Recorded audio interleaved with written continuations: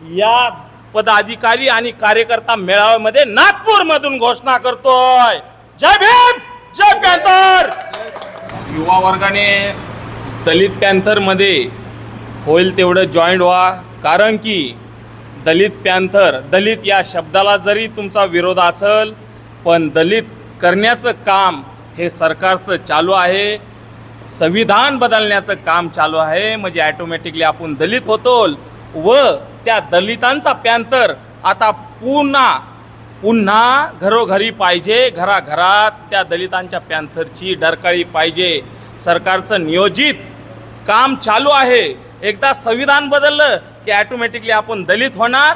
त्यामुळे दादांनी हे पुनर्विचार करून पुनर्बांधणी त्या ढसाळांच्या पॅंथरची केलेली आहे आणि आम्ही शिक्षण, रोजगार, आरोग्याबरोबर ढसाळांचं रक्त आहे, ढसाळांचं पॅंथर आहे, रस्त्यावर उतरायला सुद्धा भेटणार नाहीत। एवढं सरकारला या पदाधिकारी आणि कार्यकर्ता मेळाव्यामध्ये नागपूर मधून घोषणा करतोय।